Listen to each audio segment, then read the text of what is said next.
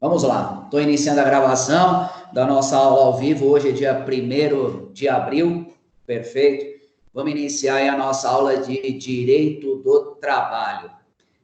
Como eu já disse a vocês, vamos iniciar de princípios, né? O tema será princípios do direito do trabalho.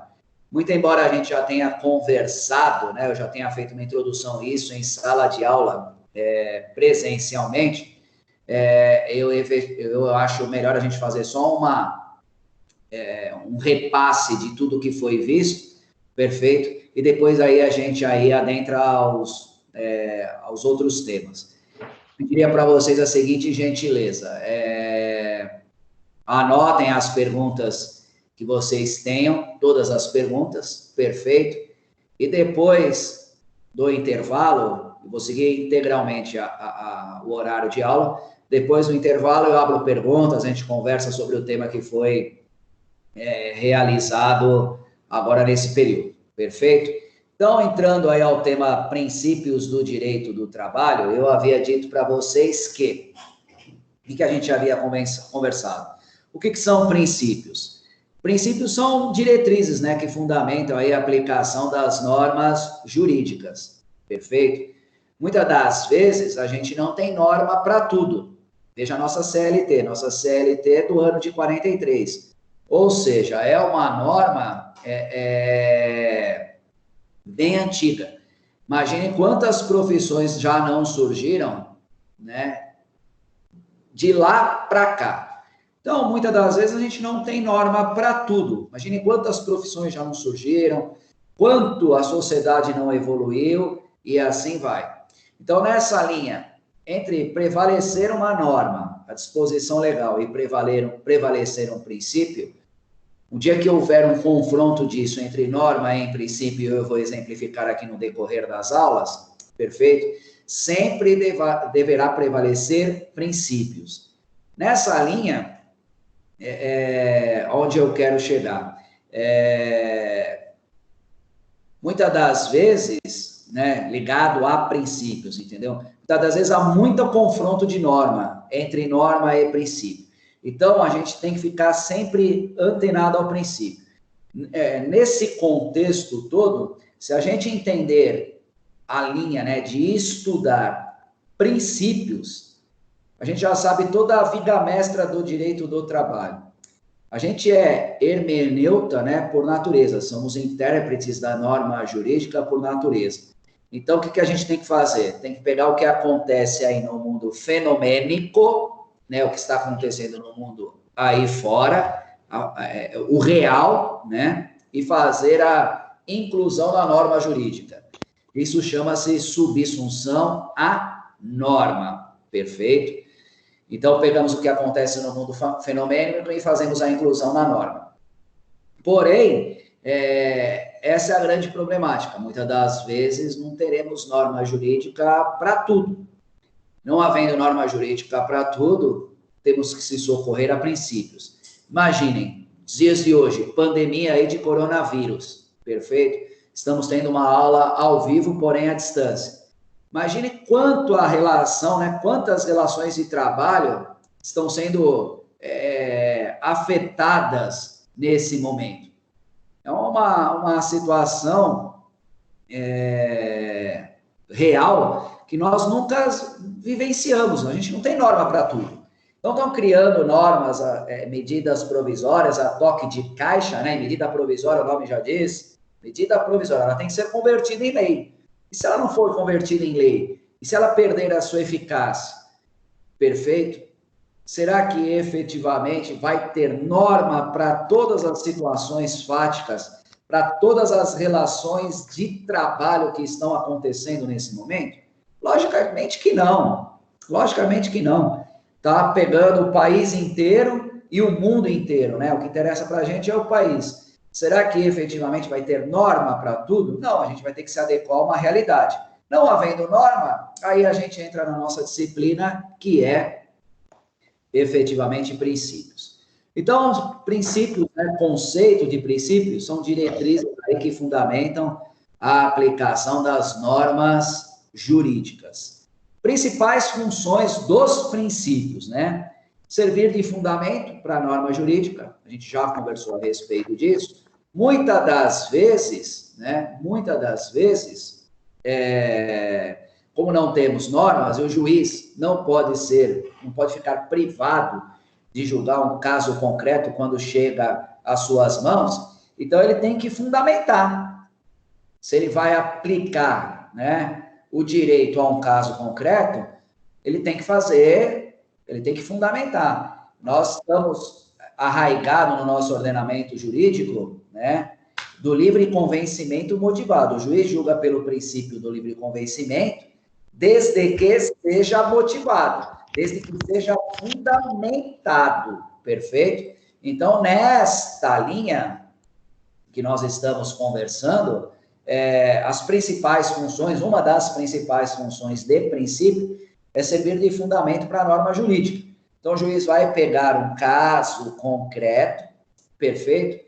Ele vai julgar de acordo com o princípio do seu livre convencimento, porém, ele tem que fundamentar. Se ele não tiver norma que dê subsídio para ele julgar, ele obrigatoriamente tem que se socorrer a princípios. Tudo bem? Segunda função dos princípios: servir como fonte supletiva nas lacunas e omissões legais.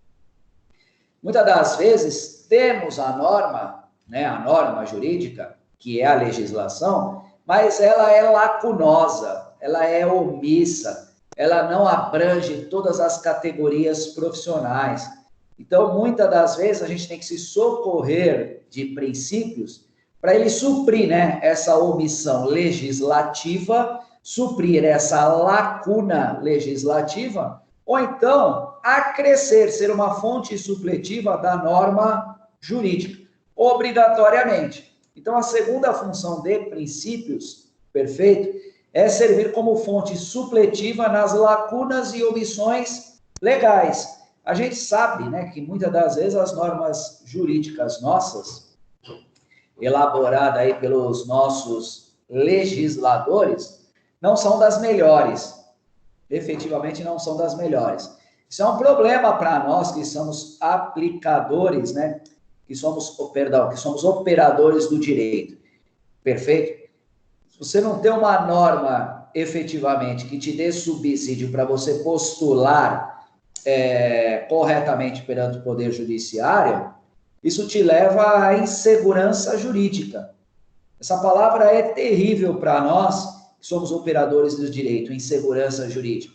Eu preciso de uma norma para ela me dar fundamento, né, para eu poder buscar perante o Poder Judiciário o direito material violado. Eu tenho efetivamente que ter isso muito arraigado, né, muito fundamentado, perfeito? Então, segundo princípio, né, segunda função dos princípios, servir como fonte supletiva nas lacunas e omissões legais. Terceira função dos princípios, serve como critério de orientação para os aplicadores e intérpretes da norma jurídica, da ciência jurídica. Os aplicadores do direito são os juízes de direito, né? Então, muitas das vezes, como eu já disse, o juiz julga pelo princípio do livre convencimento motivado. Então, ele tem que fundamentar dizendo qual a motivação que levou a ele, efetivamente, a aplicar aquele direito ao caso concreto, obrigatoriamente. Nessa linha, nós temos que se socorrer dos princípios específicos do direito do trabalho. E para nós, né, a gente é intérpretes da norma jurídica, ou melhor dizendo, somos hermeneutas da norma jurídica. Nada mais é do que pegar aquilo que eu já falei no início da aula, né? Fazer a subsunção da norma, pegar o que está acontecendo no mundo fenomênico, perfeito, e fazer a inclusão, a norma jurídica. É aquilo que quando um cliente chega no nosso escritório, eu estou aqui no meu ambiente, no meu escritório, né? Quando chega aqui no nosso escritório, ele pega e conta uma historinha, perfeito? do que como se deu o desenvolvimento da atividade laborativa dele. Depois ele contar a história dele, ele pergunta, doutor, eu tenho a minha ação há de ser proposta, eu tenho direito? A hora que ele pergunta se ele tem direito, eu tenho que pegar essa história que ele contou para nós, né, e fazer a subsunção na norma. Se a gente falar assim, se a gente chegar à conclusão que sim, fizer uma hermenêutica, a interpretação à norma, olha, vamos postular uma demanda pleiteando isso, isso, isso. Olha, amigo, eu entendo que isso daqui não tem guarida no ordenamento jurídico, não tem proteção legal. Eu não vejo aqui, eu não vislumbro aqui nenhuma violação ao direito material. Não encontro nenhuma violação ao direito material. Então, eu acho que se a gente entrar com uma ação, a gente vai entrar aí com uma aventura jurídica. Então, eu estou aí declinando de entrar com ação. Perfeito? Ok. Se eu achar que ele mesmo assim tenha direito, né, e não tenha base legislativa para isso, só me resta uma única alternativa, e socorrer de princípios para postular aquilo que eu entenda cabível e bater as portas do Poder Judiciário e efetivamente brigar pelos direitos que eu entendo que foram violados, né, que o direito material foi violado. Então, terminada essa primeira parte introdutória de princípios, né, essas são as suas principais funções. Então, por que a gente estuda essas funções do princípios? Porque a gente não tem norma legislativa para tudo. Não dá, né? A sociedade vive em constante mutação, andando a passos largos, né? Efetivamente andando a passos largos. Eu tenho que me socorrer a princípios. Tudo bem? Vou entrar agora nos principais princípios do direito do trabalho. Quero deixar claro aqui, nesses principais princípios do direito do trabalho, que ele se socorre a outros princípios, né? Os princípios constitucionais e assim vai. Então, ele tem suporte em outros princípios de outras disciplinas do direito. A gente já aprendeu que o direito ele é uno e indivisível. A gente só divide ele, o direito do trabalho, o direito civil, o direito penal, né? E assim vai, direito ambiental e todas as outras ramificações do direito, para ficar fácil a interpretação, né? Para ficar mais fácil a didática de estudo, para centralizar cada área do direito. Então, é nessa linha que a gente efetivamente estuda, né, separadamente cada área do direito. Mas a gente tem que se socorrer a todas as outras áreas. Nessa linha, a gente tem os princípios específicos do direito do trabalho. Porém, cada doutrinador, ele entende de uma forma diversa, né? Ele entende que não existe, melhor dizendo, né, um rol taxativo de princípios do direito do trabalho. Existe sim um rol exemplificativo, né, do direito do trabalho. Um rol exemplificativo, taxativo não. Então, cada doutrinador entende, efetivamente, que cabe alguns princípios do direito do trabalho, outros não. Eu fiz a relação e postei no AVA para vocês, aqueles princípios que eu considero, assim, de maior relevância do direito do trabalho. E eu digo isso porque vocês vão estudar, vão pegar a matéria aí com outros doutrinadores, e vai falar, poxa, esse princípio aqui eu não vi com o professor Marcos, poxa, esse outro doutrinador fala desse princípio que o anterior não disse. Lógico, cada doutrinador tem o princípio específico, né, que ele entende, o principal específico do direito do trabalho. Entrando nessa linha, nós temos aí o primeiro princípio, né, princípio do protecionismo, onde as normas trabalhistas são revestidas de caráter protetivo, no intuito de compensar aí a superioridade econômica do empregador, né, em decorrência da inferioridade econômica do empregado. Lógico, as normas trabalhistas têm que ser revestidas de caráter protetivo, elas têm que visar a proteção do empregado. Com certeza, obrigatoriamente.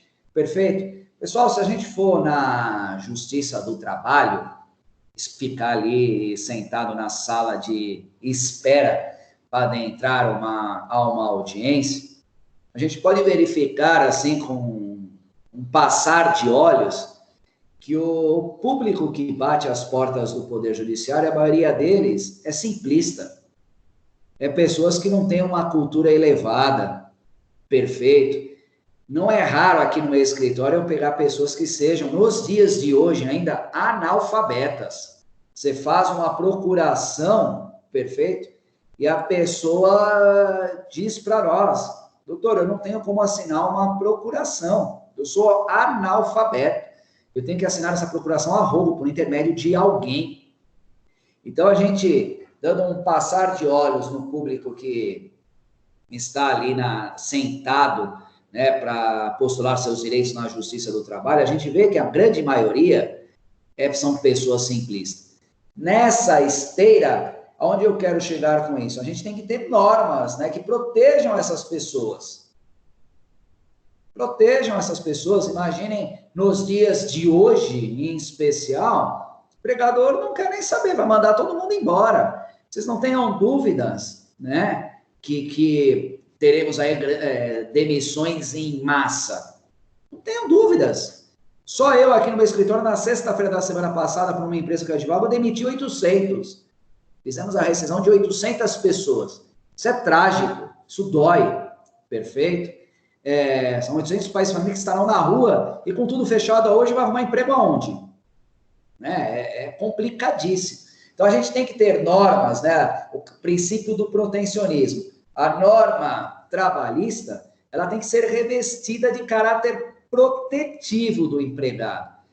Vou exemplificar melhor ainda.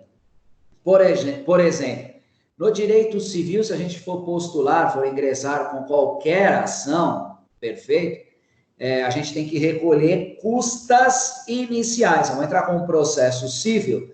Eu tenho que recolher custas iniciais no início da ação, para propor a ação. Imagina se isso ocorresse com o direito do trabalho.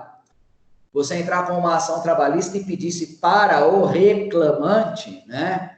E você vai precisar de valor econômico para entrar com uma ação para ele. Você imagina se tivéssemos que fazer isso? O reclamante ia chegar para nós e falar o seguinte: doutor, fui demitido, mandaram procurar meus direitos na justiça, estou sendo despejado, estou desempregado, perfeito? Estou com pensão alimentícia atrasada, carro atrasado. Você acha que eu tenho condições inicial de recolher custas no processo, nesse momento de propositura? Não. O que fez a legislação trabalhista? Se recolherá custas ao final pelo perdedor. Então, diferentemente do direito civil, no direito civil recolhe-se custas inicialmente. No direito do trabalho, no processo do trabalho, recolhe-se custas ao final. A norma é protetiva. Por quê? Subentende-se o seguinte, que se um empregado for vencedor na ação, ele vai receber o numerário que lhe é devido, e aí sim ele vai ter a oportunidade de fazer o recolhimento das custas.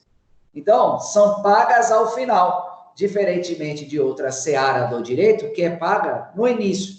Norma trabalhista tem que ser revestida de caráter protetivo, indo de encontro ao princípio do protecionismo. O que não quer dizer, hein, pelo amor de Deus, que a Justiça do Trabalho seja protecionista, né? Que só vê o lado efetivamente do empregado. Não é isso, pelo amor de Deus. Ações trabalhistas que são julgadas improcedentes, nossa, um monte delas. Perfeito? Eu estou dizendo aqui, em decorrência do princípio do protecionismo, da norma. A norma legislativa, ela tem que, sim, proteger o empregado nesta relação. Ela tem que ser protetiva.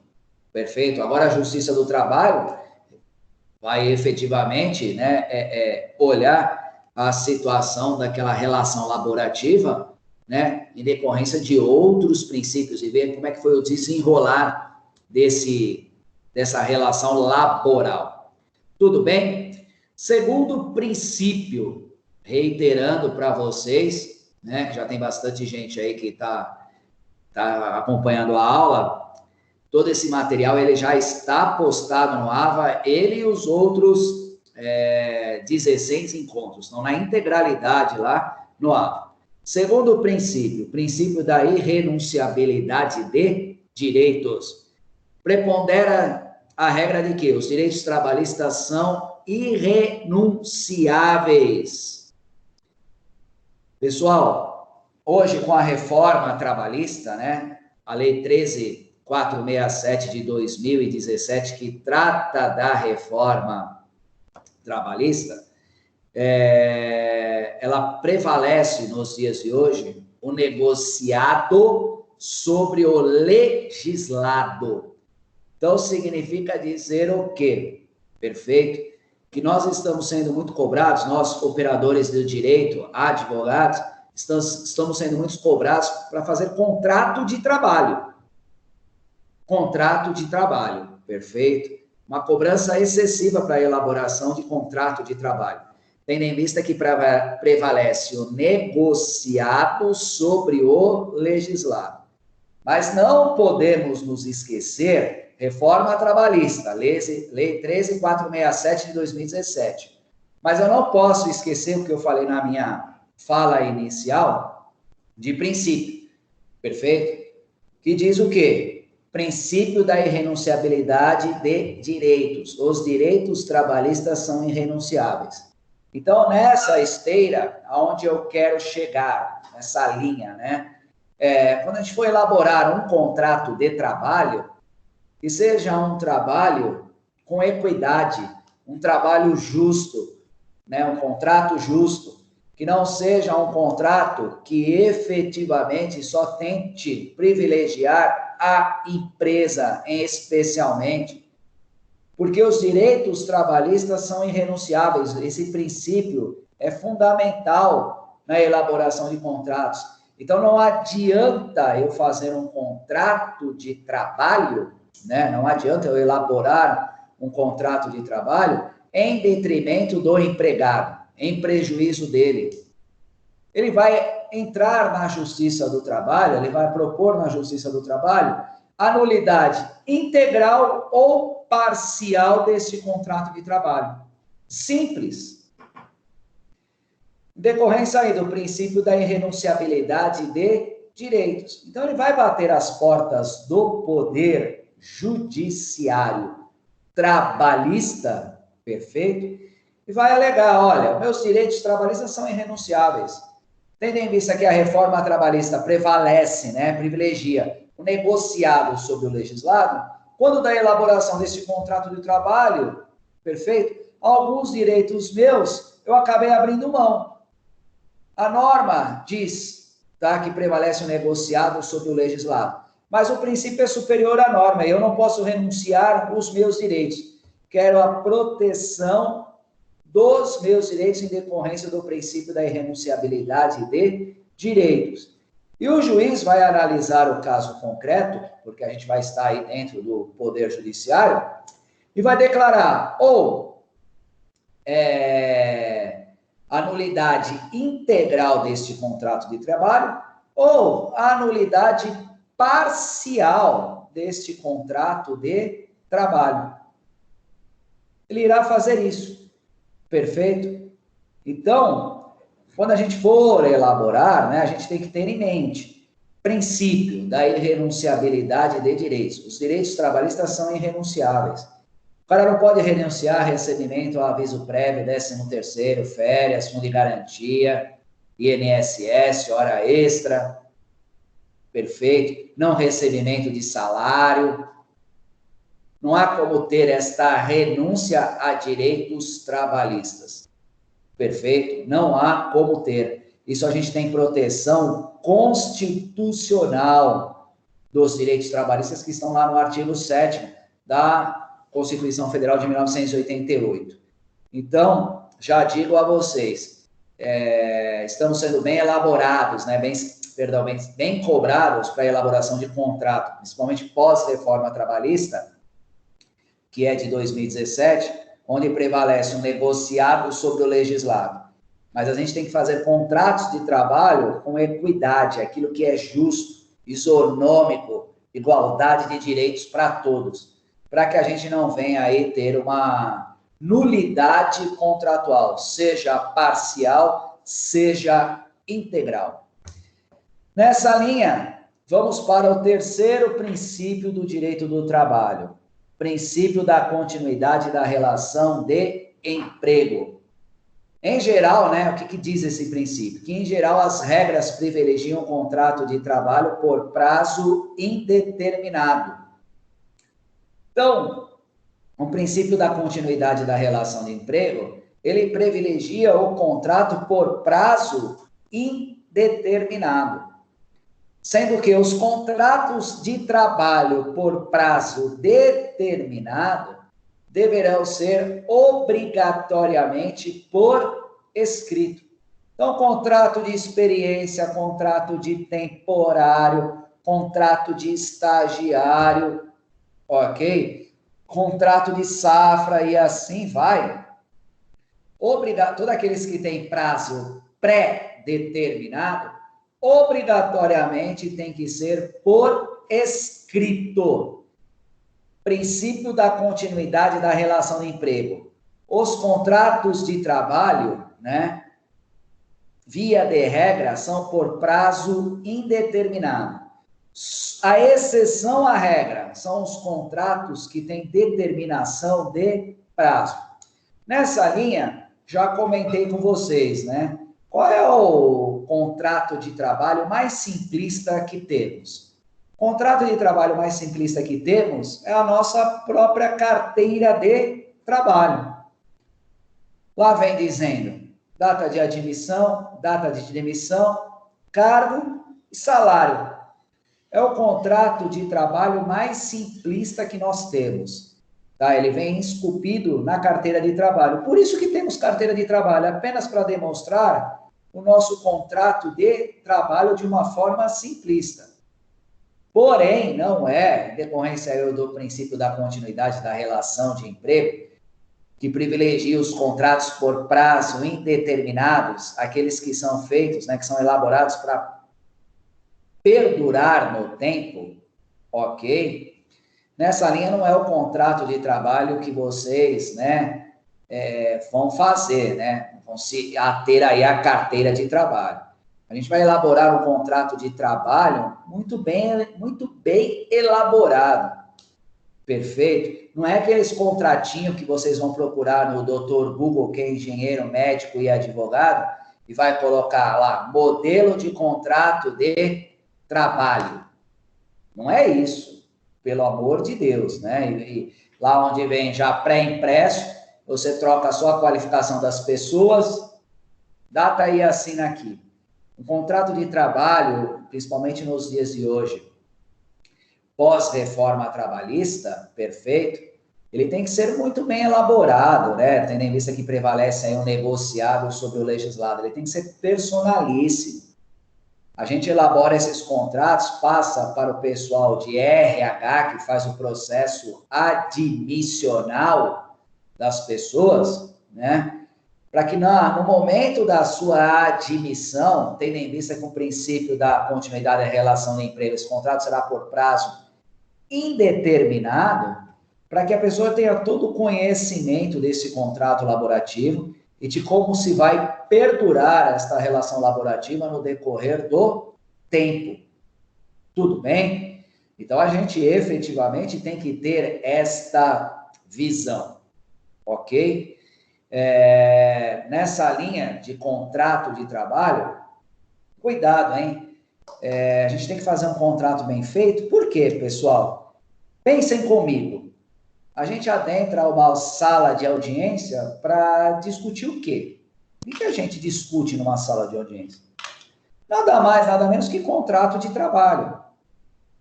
Perfeito? Nada mais, nada menos que contrato de trabalho. O empregado vai falar que ele foi contratado para entrar na empresa às 8 da manhã O empregador vai falar que ele foi contratado para trabalhar na empresa a partir das 9 da manhã. Está discutindo o quê? Contrato de trabalho. Porque se ele foi contratado para entrar às 9 e não às 8, a gente está falando de hora extra. E ele tem direito ao recebimento disso. Então, é essa a visão que a gente tem que efetivamente ter, né? Essa é a visão que a gente tem que ter. Poxa, eu tenho que fazer um bom contrato de trabalho aqui no seu nascedouro, aqui no seu momento de inicial do contrato, no momento da admissão, porque isso vai perdurar no tempo. Isso vai perdurar no tempo, tendo em vista aí o princípio da continuidade da relação de emprego. A regra é que ele perdure por prazo indeterminado.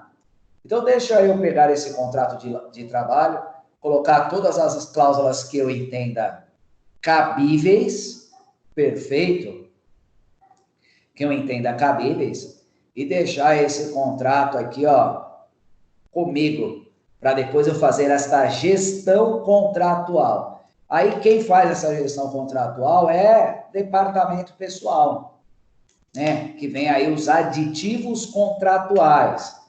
Teve aumento de salário, teve mudança de função, teve mudança de cargo, foi promovido, perfeito, mudou de turno, era diurno, passou efetivamente para o noturno, tem mudança de localidade, trabalhava em São Paulo, agora vai trabalhar no Rio de Janeiro.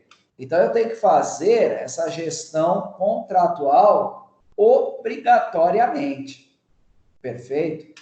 Para quando eu chegar em juízo, né, a hora que eu for discutir este contrato de trabalho, e agora numa sala de audiência, perfeito? Eu tenha todos esses argumentos em mãos, eu tenha tudo isso em mãos. Ok? Nessa linha, vamos entrar para o quarto princípio. Princípio da primazia da realidade. Dentre todos os princípios, tem a sua importância, sem exceção. Todos são belos e todos têm a sua real importância. Mas eu entendo que o princípio da primazia da realidade é um dos mais importantes dos princípios. O princípio da primazia da realidade. E ele diz que os fatos se sobrepõem a documentos. Então, a gente tem que privilegiar os fatos em decorrência dos documentos. Então, fatos se sobrepõem a documentos. Então, na verdade, naquela linha que eu estou falando para vocês, a gente adentra, né, a uma sala de audiência, ok? Para se discutir o contrato de trabalho, o juiz vai querer saber como é que se deram os fatos, como é que efetivamente tudo isso aconteceu, né? Contanto que a rainha das provas no direito do trabalho são as testemunhas. Imagine se a gente invertesse a minha fala, onde os documentos prevalecessem sobre os fatos. Estou falando de uma inversão da minha fala, hein? Tome cuidado com isso. Poxa, bastasse o empregado iniciar no seu trabalho, que a gente colocasse na frente dele, ó, assina já todos os... Foi contratado hoje, 1º de abril. Ó, você já efetivamente assine todos os olerites, todos os recibos de férias, todos os recibos de 13º, já assina aqui seu aviso prévio, já assina aqui o pagamento das suas horas extras, da sua insalubridade, da sua periculosidade, já assina aqui todos os recibos de entrega de EPI. O que essa pessoa teria para postular perante a Justiça do Trabalho? Simplesmente nada, porque ele já assinou tudo. Então, se documento prevalecesse, perfeito, ele já assinou tudo. Não teria nada para ele bater aí as portas do Poder Judiciário. Não teríamos aí nenhum direito material violado, ok? Então, o princípio da primazia da realidade diz o seguinte: prevalece na Justiça do Trabalho o fato, o que efetivamente ocorreu, e não os documentos. Não estou dizendo para vocês, pelo amor de Deus, que a gente não tem que ter os documentos, hein? Os documentos são uma obrigação legal. A gente tem que ter, sim. todos os recibos, tudo bonitinho, tudo elencado. Nós temos que ter isso, obrigatoriamente. Temos que ter de cada empregado o dossiê da sua vida laborativa. Isso nós temos que ter, né? Mas temos que cumprir a legislação, ok? O que o juiz quer saber numa sala de audiência, como é que se dava os fatos que efetivamente ocorriam, né, dentro deste ambiente laboral.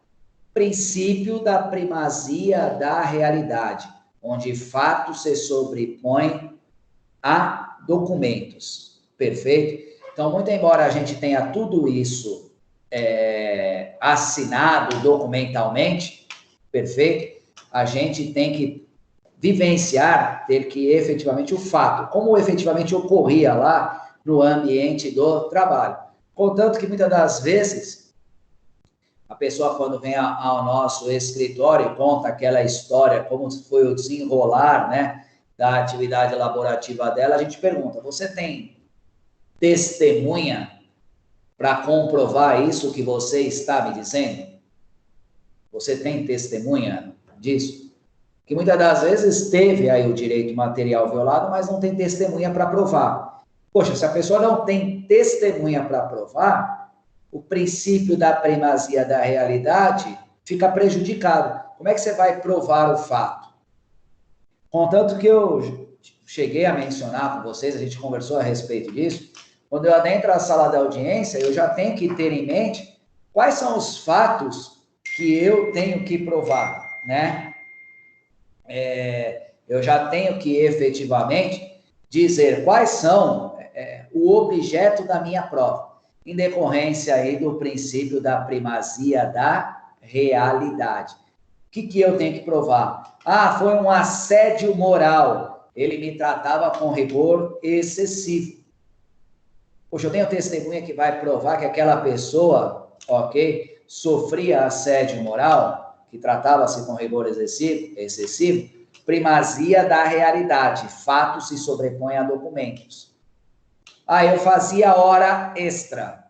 No lerite da pessoa não vai estar constando lá pagamento de hora extra. Se a pessoa está pleiteando ali, hora extra, não vai ter lá pagamento de hora extra. Então eu tenho que provar. Poxa, mas o cartão de ponto tem lá que ele trabalhava das 8 ao meio-dia e da 1 às 6, perfeito? E não fazia hora extra. Pô, mas eu batia o meu cartão de ponto e voltava a trabalhar. Esse documento que foi feito por mim, a assinatura do cartão de ponto, não está correto. Eu assinalava o cartão de ponto e voltava a trabalhar. Por isso que temos aí o princípio da primazia da realidade, onde fatos se sobrepõem a documentos. Perfeito, meus amigos? Espero que sim. Depois a gente vai abrir aí para as perguntas e aí a gente, quem tiver alguma dúvida a respeito de qualquer um desses princípios, eu vou estar à disposição. Princípio da razoabilidade invoca o posicionamento do homem médio, né? Quanto à confecção e interpretação da norma jurídica, princípio da razoabilidade. Como eu já disse, nós não temos normas para tudo, não temos norma para tudo. Então, muitas das vezes, o juiz tem que aplicar a norma aquilo que ele entende razoável, perfeito? O posicionamento do homem médio. Quando eu falo posicionamento do homem médio, significa dizer, não é aquela pessoa extremamente inteligente, tá? Não é aquela pessoa extremamente inteligente, mas também não é aquela pessoa, né, com poucos recursos de inteligência. Ou seja, é aquele homem mediano. Eu não preciso falar para vocês o que é certo e o que é errado. Cada um sabe o que é certo e errado. Não adianta eu falar para vocês o que é certo e o que é errado. Cada um sabe. Posicionamento do homem médio, né, na interpretação da norma jurídica. Muitas das vezes, a gente tem que bater as portas do Poder Judiciário para que o juiz aplique aí o princípio da razoabilidade, aquilo que ele efetivamente entenda razoável para o caso concreto. O que seja justo, o que tenha sido com equidade, né? Que seja isonômico entre as pessoas, que seja razoável. Posicionamento do homem médio. Consenso. Essas são as palavras que estão ligadas aí ao princípio da razoabilidade. Aquilo que eu entenda um posicionamento mediano entre as partes. Perfeito? Sexto princípio, princípio da boa fé. Dever de lealdade aí nas obrigações, nas relações, né, bilaterais, relação entre empregado e empregador. A gente tem que tomar muito cuidado com esse princípio, o princípio da boa fé, para que a gente não bata aí as portas do Poder Judiciário e entre aí com uma aventura jurídica. Isso é vedado, inclusive, pelo nosso estatuto, e você tem consequências jurídicas terríveis em decorrência desse princípio da boa-fé, que é o dever de lealdade nas relações bilaterais. Não podemos nos esquecer da litigância por má-fé. Então, se a gente não agir com boa-fé, que é o princípio da boa-fé que a gente está vendo, a gente responderá por litigância de má-fé. Então, aqui eu gostaria de fazer um apartado no seguinte sentido, né? Muitas das vezes o cliente conta aqui para a gente uma historinha, você fala, poxa, essa pessoa contou essa história do que efetivamente acontecia no ambiente laborativo dela, será que ela tem razão? Será que está correta no seu posicionamento? Poxa, a história que ela contou nem me convenceu. Como é que vai convencer? Como é que eu vou convencer um terceiro chamado juiz de direito? Ou será que esta pessoa está batendo aqui as minhas portas, né? Não podemos nos esquecer que o primeiro juiz da causa é o advogado. O primeiro juiz da causa é o advogado. Ele que tem que fazer este filtro do que vai servir para o ordenamento jurídico e o que deve ser desprezado. Muitas das vezes o cara chega aqui, o reclamante chega aqui no escritório, e ele efetivamente está imbuído de muita raiva, né? Muito desprezo. Aí ele fazia hora extra no ambiente de trabalho? Sim. Só que ele fazia uma hora extra. E aí ele já pede para nós, não, coloca 3. Poxa, aí ele está violando o princípio da boa-fé. Ele tem direito a hora extra? Sim. Mas a 1 e não a 3. A partir do momento que ele pede que a gente pleiteie 3 horas extra, aí ele deixa, né, de estar agindo com boa-fé, está agindo de má-fé. Nessa linha, eu gostaria muito que vocês, né, com o cliente de vocês, fizessem uma boa entrevista trabalhista. Perfeito? De tudo que o cliente está contando para nós. Eu não estou lá no ambiente de trabalho, né, para saber o que efetivamente aconteceu. Eu não sei se ele está aqui no escritório contando tudo de acordo com a boa-fé, ou se ele está agindo de má-fé. Perfeito? Então, fazer uma entrevista trabalhista e fazer com que ele assine essa entrevista trabalhista. E fazer que ele assine. Porque se chegar numa sala de audiência, agora com um juiz de direito, e na frente de um juiz de direito pode falar o que for, a pessoa treme, a pessoa fica pálida, né? Muda o discurso dela, muda efetivamente o discurso dela, aí tá tomando depoimento pessoal. Quantas horas o senhor fazia por dia? Eu fazia 1. Pô, mas o advogado está dizendo que o senhor fazia 3. Eu não disse isso para ele. Quem colocou isso foi o advogado. Imagina a situação crítica que a gente fica. Opa, calma aí. Como é que você não disse isso? Olha aqui a sua entrevista trabalhista assinada por você. Você esteve pessoalmente lá no meu escritório, você disse isso sim, isso foi assinado por você. Perfeito? Por quê? Qualquer disparidade nesta fala, né, entre a fala do reclamante e o que você colocou na sua peça inicial, o juiz vai olhar, em decorrência do princípio da boa-fé, se você está agindo com boa-fé. E aí, caso você não esteja, né, ele vai te condenar por litigância de má-fé, ok? Que é um valor de 5 a 15% sobre o valor que você atribuiu à causa. Então, pessoal, é um valor considerável que você terá que pagar. Cuidado com a responsabilidade subsidiária do advogado em decorrência disso, hein? A gente tem que tomar muito cuidado, sempre olhando para o princípio da boa-fé. Então, até aqui no escritório, quando alguém conta alguma história, né, que não me convence muito, eu faço, inclusive, com que ele assine a própria petição inicial. Vai assinar junto comigo. Eu costumo colocar muito isso até em casos que tem muito assédio sexual, por exemplo, entendeu? Será que foi um assédio sexual ou será que foi um galanteio? Né?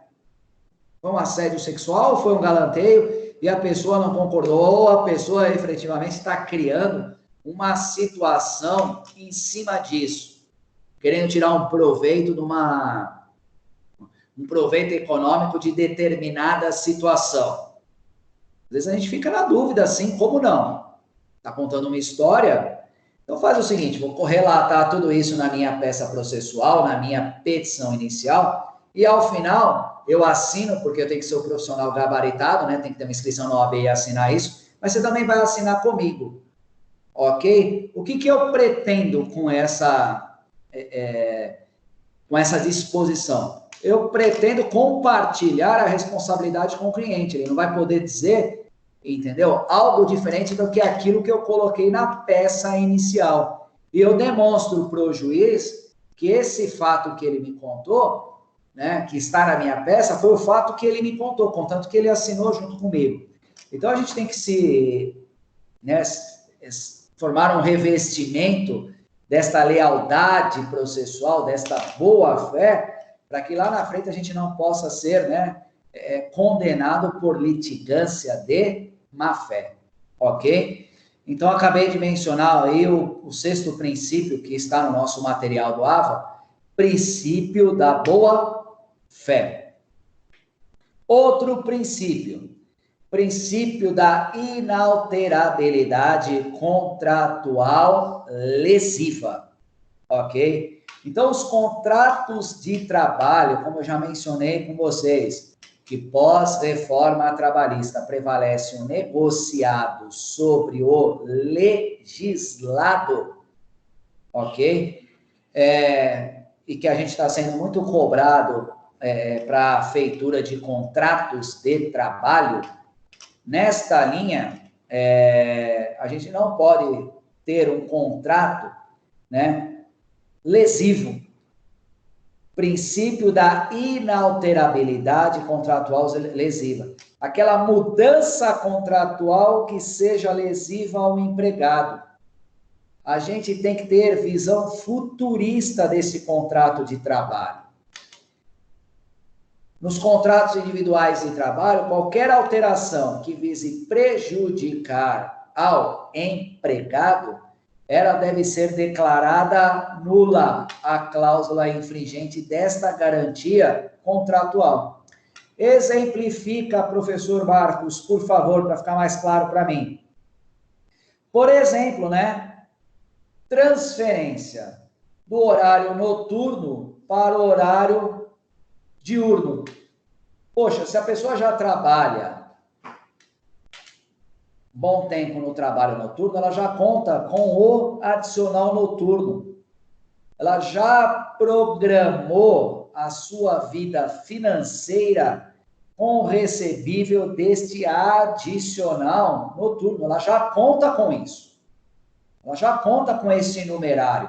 Ela já, em decorrência desse valor a mais do adicional noturno, ela faz uma faculdade, ela faz um curso de pós-graduação, ela troca de carro, ela paga uma pensão alimentícia, ela se programa para uma viagem, ok? Se a gente pega e muda essa pessoa do noturno para o diurno, ela vai ter a perda deste percentual, deste adicional noturno.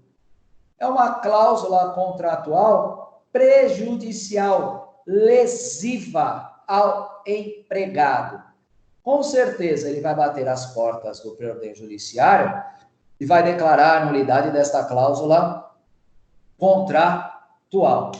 Como, por exemplo, localidade, né? Olha, você mora em São Paulo, eu estou te transferindo para o Rio de Janeiro.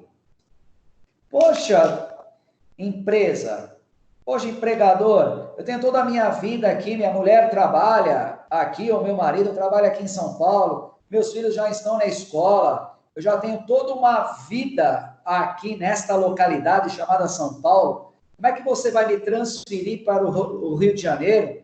Vou ter que transferir toda a minha vida profissional e familiar e pessoal para outra localidade. Eu não concordo com isso. Princípio da inalterabilidade contratual lesiva. Aqui só gostaria de fazer um apartado, por isso da importância, né, de se fazer um excelente contrato de trabalho. Se nessa linha a gente tiver, né, um contrato de trabalho que tenha esta previsão contratual, perfeito, não teremos maiores problemáticas. Mas se não tivermos um contrato de trabalho, já é uma discussão trabalhista enorme. Por isso que eu disse, o contrato de trabalho mais simplista que nós temos é a própria carteira de trabalho, perfeito?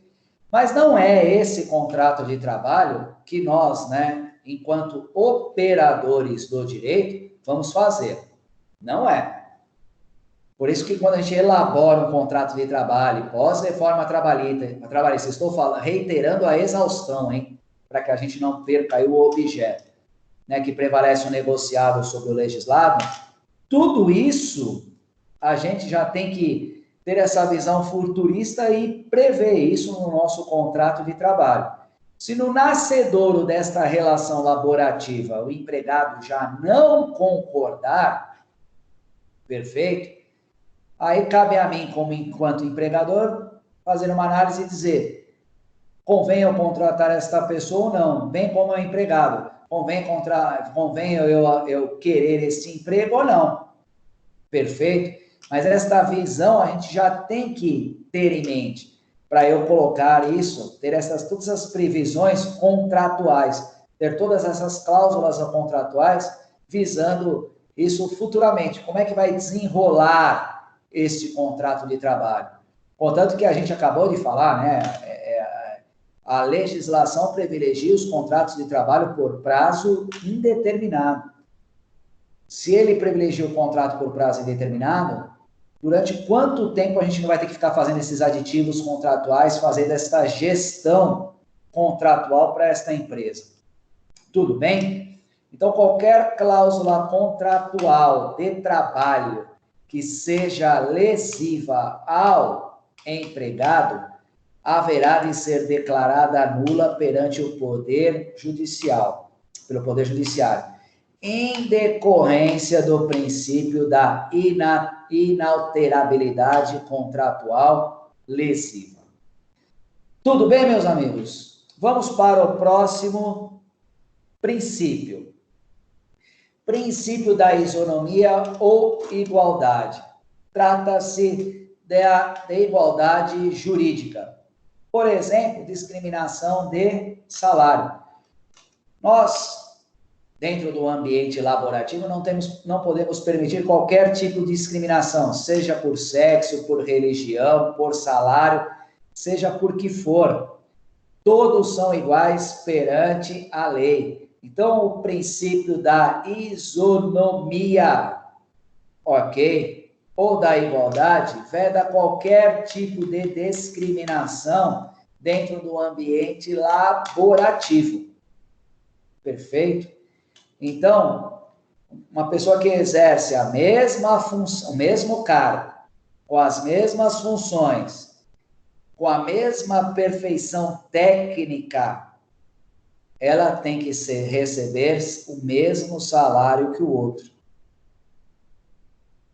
Princípio da isonomia, da discriminação salarial.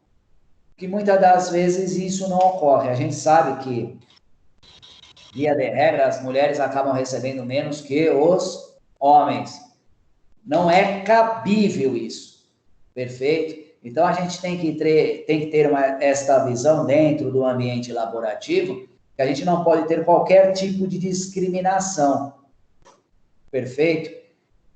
Nessa linha, quando a gente fala de discriminação, não podemos nem permitir, né? A gente sabe que dentro do ambiente laborativo, a gente tem aí os apaniguados, né? Aqueles protegidos.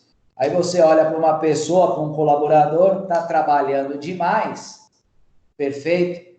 Em detrimento de outro, só porque o outro é um protegido do empregador. Aí um está atolado de atribuições a serem feitas e o outro não faz nada. Princípio da isonomia. Não podemos ter qualquer discriminação no ambiente de trabalho. Tudo bem? Nesta linha de igualdade jurídica, a gente tem que ter em mente o seguinte: a gente vai falar de fontes do direito do trabalho oportunamente, a gente tem que ter, né, tem que passar para as empresas os regimentos internos que regem essa empresa. Nesse período, nessa situação de discriminação, eu, por exemplo, nem admito nas empresas para qual eu advogo a colocação de apelido. Eu acho apelido péssimo no ambiente de trabalho, péssimo no ambiente de trabalho, e dá muita margem, perfeito? E dá muita margem para se discutir um assédio moral, por exemplo. Aí coloca lá um apelido em determinada pessoa, só porque é fofinho, só porque é mais cheinho, né, que é gordinho, chama-se de fofinho. Ok? Só porque, de repente, tive um caso nesse sentido, a pessoa tinha as orelhas assim, tinha as orelhas sobressalentes, né? Colocaram o apelido de topogígio. Poxa, as pessoas têm nome para serem chamadas pelo nome. Aí você tem aqui o princípio da isonomia, todos são iguais. Chame as pessoas pelo nome, não chame as pessoas por apelido. Por exemplo, eu não, para as empresas que a gente advoga aqui, reiterando, eu não admito efetivamente apelido no ambiente de trabalho. Porque depois disso, a pessoa vai dizer que foi discriminada, que foi constrangida. Aí ela vai pleitear perante o Poder Judiciário uma ação por assédio moral. Olha, em decorrência disso, de eu ter orelhas sobressalentes, ok, fui chamado de topogígio. Diante disso, não ficava mais no ambiente do meu de trabalho, ficava isolado, todo mundo saía para almoçar e eu ia depois que as outras pessoas iam, não participava de confraternizações, e assim vai. Perfeito? Então, eu quero agora isso me feria a minha honra subjetiva. Feria a minha honra subjetiva. Agora eu quero uma indenização por assédio moral dentro do ambiente de trabalho. Mas não tenham dúvidas disso, o juiz irá dar. As pessoas têm nome para ser chamada pelo nome. Ah, mas sabe o que é? Eu não gosto do meu nome é muito feio. Não tem problema, entra com uma ação lá no direito civil, uma ação de retificação de assento de nascimento. Existe uma ação específica para isso. Você não gosta do seu nome? Entra com uma ação de retificação de assento de nascimento. Aqui no ambiente de trabalho, você será chamado pelo nome. Não é à toa, as empresas mais organizadas, os colaboradores usam crachá. Por que as pessoas usam crachá? Para serem chamadas pelo nome, não para se colocar apelido. Você já olha para a pessoa, já vê no crachá o nome dela, já chama ela pelo seu próprio nome, para evitar que outras pessoas acabem colocando apelido, né, nessas pessoas. Isso vai de encontro aí ao princípio da isonomia, né, da igualdade, vedação à discriminação. Perfeito? Nono princípio da irredutibilidade salarial. O salário pactuado não pode ser reduzido. Esta é a regra. o salário pactuado não pode ser reduzido. Vírgula, salvo por acordo ou convenção coletiva de trabalho. Então, dentro deste princípio, a gente tem uma exceção à regra, salvo por acordo ou convenção coletiva de trabalho.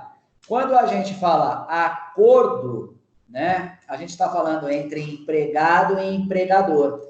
É aquilo que eu mencionei para vocês, né? Prevalece, após a reforma trabalhista, prevalece o negociado sobre o legislado, ok? Ou por convenção coletiva de trabalho entre sindicatos das categorias profissionais. Perfeito? Então, princípio da irredutibilidade salarial. O salário pactuado, né, o salário combinado entre partes, não pode ser reduzido. Regra, exceção, salvo por acordo ou convenção coletiva de trabalho. É o que estamos discutindo agora, né? Nesse momento de pandemia. As empresas não têm intenção nenhuma, se vocês acompanharem aí os noticiários, as empresas não têm intenção nenhuma de mandar embora. Porque a hora que reativar a economia, ela vai ter que recontratar pessoas.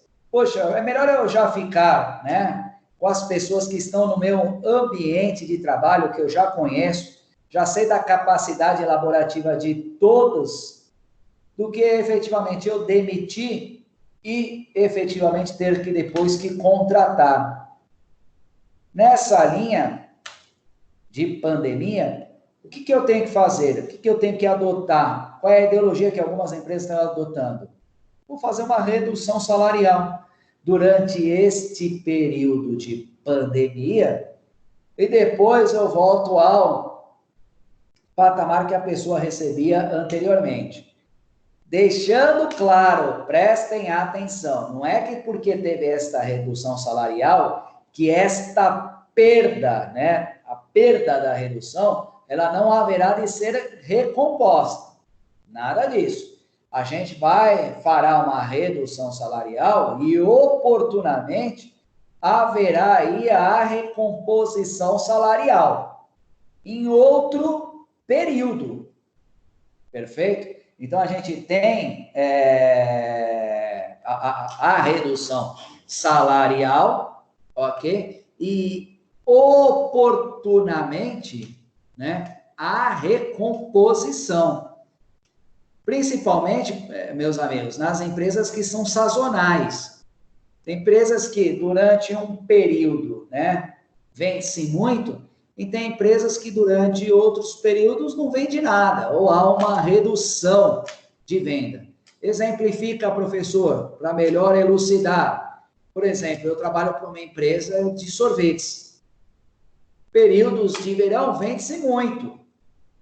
Perfeito? Vende-se bastante. Períodos de inverno, a redução de vendas é alarmante. Então, eu acompanho, né, a redução salarial. Só que no momento de verão, eu faço a recomposição desta perda que a pessoa teve no seu período de inverno. A gente trabalha em cima disso, né? Trabalhando com a redução salarial nos períodos de inverno. Então, é tudo isso que efetivamente nós temos que fazer. Tudo bem? Então, aqui o princípio da irredutibilidade salarial. Via de regra, o salário é irredutível, ele não pode ser reduzido. Exceção à regra, salvo por acordo ou convenção coletiva de trabalho. O 10º princípio e o último, que a gente vai tratar agora, nessa primeira parte da aula, ok? Princípio da continuidade da empresa e princípio da continuidade da empresa e princípio da preservação da empresa. Perfeito? Princípio da continuidade da empresa e princípio da preservação da empresa. Pessoal, a empresa deve ser vista como um fomentador, né, de renda e empregos. Então, muitas das vezes, e aqui eu fecho assim com muita clareza solar a diferença entre princípio, entre norma e princípio. Com muita clareza solar, a gente fecha a aula nesse sentido, perfeito? Por quê? Se a gente entrar com as ações trabalhistas e na fase de execução, ok, a empresa não tiver como pagar, ela vai alegar em seu benefício o princípio da preservação da empresa. Porque basta uma única ação trabalhista para quebrar o fluxo de caixa da empresa. Às vezes essa empresa, condenação, né, numa ação trabalhista desta determinada empresa, é o suficiente para quebrá-la. Ela acaba com todo o fluxo de caixa da empresa. Acaba com todo o fluxo de caixa. Só que a gente pegar a norma, prestem atenção nisso, norma, Código de Processo Civil, 2015. Ele diz o quê numa fase de execução? 30% de entrada e o remanescente do débito em 6 vezes. Isso é que diz a norma, Código de Processo Civil. Então, se a gente tiver uma ação trabalhista onde um empregado foi vencedor, perfeito, eu posso pedir para o juiz, excelência, quero pagar ele, quero a aplicabilidade do Código de Processo Civil, por exemplo, entrada 30% e o remanescente em 6%. O CPC me autoriza. Eu tenho um dispositivo legal que me autoriza a fazer o pagamento desta forma. Perfeito. Só que desta forma, 30% de entrada e remanescente em 6%, a empresa não tem condições de pagar. O valor da condenação da ação trabalhista é extremamente alta, é exorbitante, acaba com o fluxo de caixa. A empresa vai alegar o quê? Princípio da preservação da empresa. Excelência, quero pagar o reclamante, mas eu não tenho condições de pagar nesta forma, 30% de entrada e remanescente em 6%, que é a legalidade. Eu não tenho. Mas eu tenho que aplicar princípio. Eu queria que fosse aplicado para mim, né, ao caso concreto, o princípio da preservação da empresa. Tal como que fosse feito uma penhora sobre o meu faturamento. Por exemplo, 5% do meu faturamento bruto da minha empresa ao mês. Desta forma, o reclamante vai receber, no decorrer do tempo, aquilo que lhe é devido, e eu, empresa, vou continuar mantendo a minha atividade empresarial. Então, as duas partes sairão benéficas. O reclamante, porque estará recebendo, ainda que não seja da forma que ele queira, mas ele vai estar recebendo, né, um valor, né, todo mês em decorrência do faturamento da empresa. Os juízes costumam fixar isso em torno de 5% do faturamento bruto da empresa, perfeito? E a empresa continua normalmente com as minhas atividades empresariais. Olha, fechando a aula, aquilo que eu mencionei para vocês. Norma, Código de Processo Civil, 30% de entrada, remanescente em 6%. Princípio, ok? Faturamento da empresa. Não tem nenhuma norma, não tem nenhum dispositivo legal que fale que tem que ser efetivamente 5% ou 10% ou 20%, não sei. Isso é o que o juiz vai fixar sobre o faturamento da empresa. Não existe isso. Mas existe sim um princípio, que é o princípio da preservação da empresa. Porque se a gente ficar quebrando tudo quanto é empresa, que é o que está se discutindo hoje, atualmente, que inclusive é a visão do nosso ilustre presidente Bolsonaro, né? Se ficar quebrando tudo quanto é empresa por aí, daqui a pouco não tem o que se fazer, vai virar um mundaréu de desempregados. Perfeito? Mundaréu de desempregados. Então, o princípio da preservação da empresa, essa é a ideologia, preservar a empresa a qualquer custo. Se não, um reclamante, vamos supor, uma empresa com 40 funcionários, né? Uma única ação trabalhista, como eu disse a vocês, pode quebrar a empresa. Um recebe, os outros 39 serão demitidos. Vocês acham justo isso? Vai de encontro ao princípio da equidade, né? Da isonomia? Não. Então, vamos manter a empresa viva, ok? Achar uma fórmula para que como ela possa fazer o pagamento deste empregado, perfeito? Que ele, o empregado, porque o débito para ele não se discute, porque o empregado esteja recebendo, perfeito? E que eu, como empresário, esteja pagando. Princípio da preservação da empresa. Perfeito, meus amigos.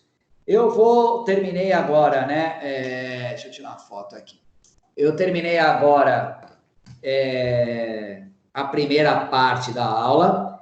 Eu vou pedir para que todos vocês ativem aí o áudio de vocês e vou estar à disposição para responder qualquer pergunta que me for formulada. Então, estou à disposição. Gostaria também de falar o seguinte: esta aula estará no AVA, gravado lá, e também estará no YouTube. Por gentileza, depois entrem no meu canal do YouTube, perfeito?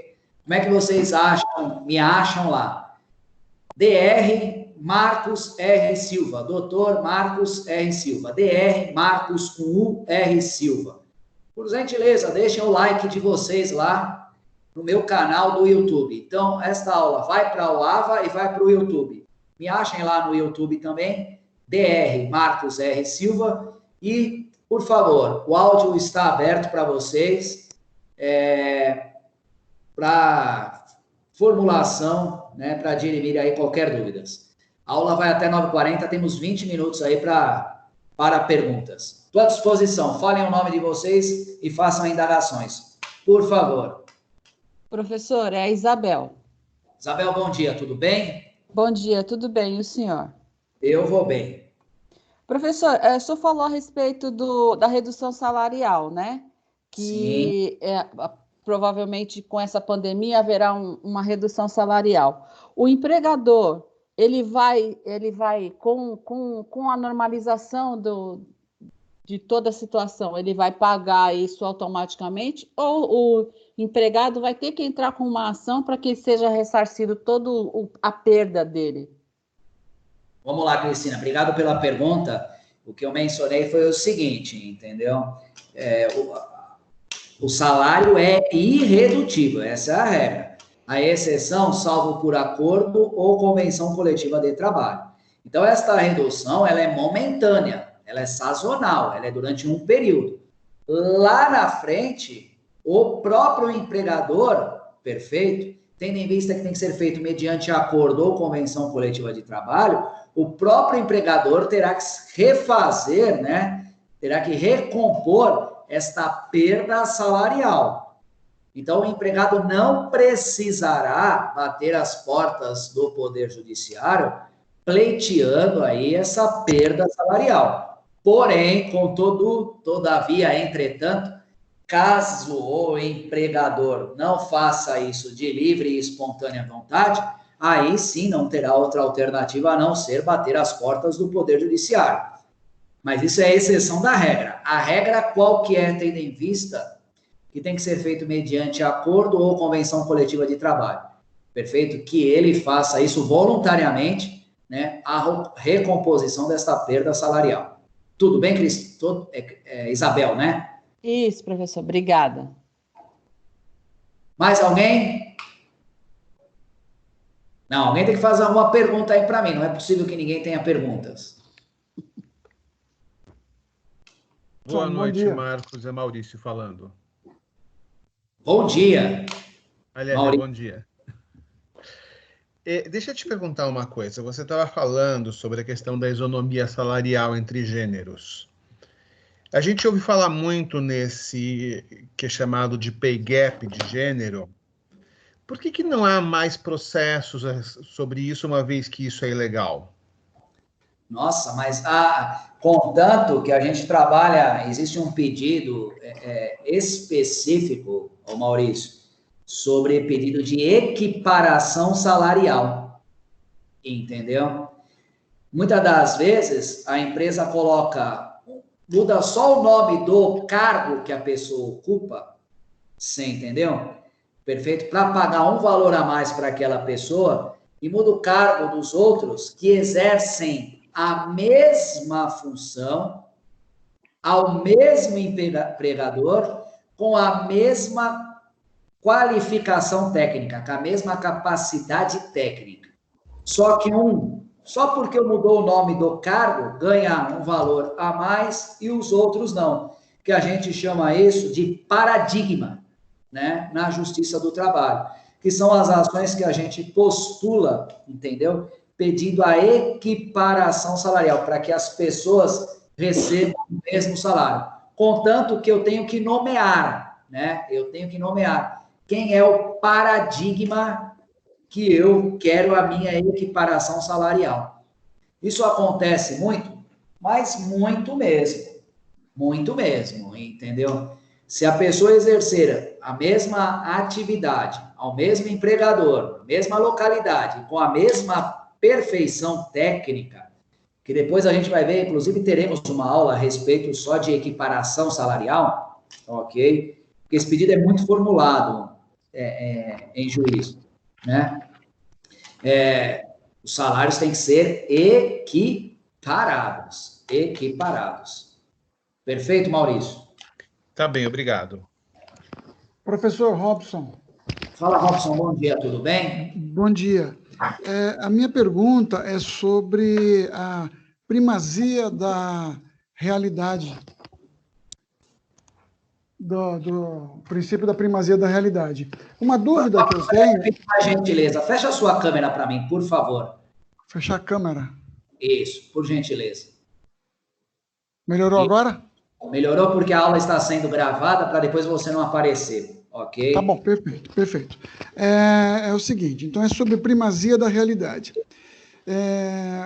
Um ponto que eu tenho dúvida hoje é sobre troca de testemunhas, troca de favores entre empregados de uma mesma empresa. Então, já que prevalece os fatos aos documentos, a minha dúvida que fica é um assunto já discutido há muito tempo, que é um empregado depor em favor do outro e depois isso virar uma febre dentro da empresa e a empresa não ter como se defender, né? Sim. Robson, eu vou responder a sua pergunta com uma súmula, e você anote ela aí, todos anotem, por favor, e pesquisem aí no Google. Súmula 357 do TST, Tribunal Superior do Trabalho. Basta colocar aí no Dr. Google, entendeu? Súmula 357 do TST. E eu vou ler ela para vocês, tá? Que eu estou com ela aqui no meu celular, inclusive, que eu já puxei. Tá. Contradita de testemunha, respondendo a sua pergunta, tá?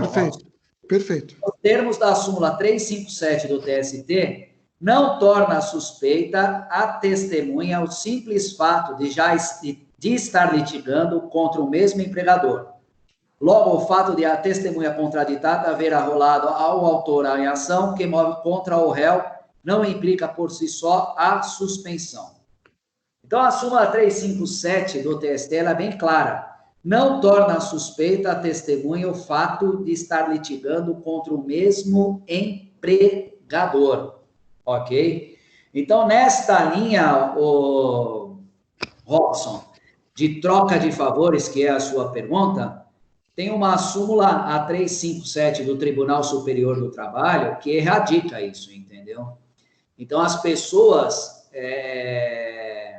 efetivamente, podem ser testemunhas uma da outra, ok? Aí vem a sua indignação, que eu sei. Pô, Marcos, mas não tem a troca de favor? Mas testemunha, ela vai em juízo, ok? Para dizer a verdade, sob pena de responder por crime de falso testemunho.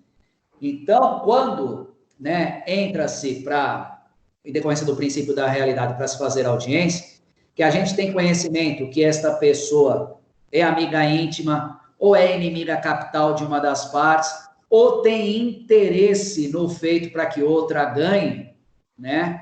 A gente alerta isso para o juiz de direito na sala de audiência, perfeito? A gente alerta isso. E o juiz vai dizer para a testemunha, você está aqui sob as penas da lei, se você não me disser a verdade do que efetivamente aconteceu, você irá responder por crime de falso testemunho. Na verdade, isso é um trabalho a mais, Robson, ao advogado, entendeu? De ficar atento, porque você já vai ter isso em mente, que pode ser que as pessoas estejam trocando favores, né? Então, a gente primeiro alerta o juiz, perfeito? Fala da suspeição da testemunha por ser amiga íntima ou inimiga capital de alguma das partes, ou ter interesse no feito, perfeito? O juiz vai acolher a sua suspensão ou não, via de regra, não acolhe em decorrência da súmula 357 do TST, perfeito? Não acolhe, ok? Mas ele já fica antenado que aquela pessoa pode querer privilegiar a outra. Aí cabe a nós, enquanto advogados, né, fazermos um trabalho nesse sentido. Perfeito. Posso fazer mais uma? Boa, quantas você quiser. Não, é só mais uma. Com relação ao princípio 9 e redutibilidade salarial, aquele salvo que existe, salvo acordo, convenção coletiva, o que significa dizer que esse salvo, ele abre espaço no princípio 7, que é inalterabilidade do contrato de trabalho de forma lesiva. É isso? Sim, é que, na verdade, o princípio da irredutibilidade, a exceção salvo acordo, significa dizer acordo se fala acordo coletivo, é entre empregador e entre empregado, certo? Perfeito. Quando você fala convenção coletiva, você fala entre sindicatos de classe, perfeito? Então, por exemplo, nos dias de hoje, em decorrência da pandemia, o empresariado vai fazer acordo coletivo com os seus empregados.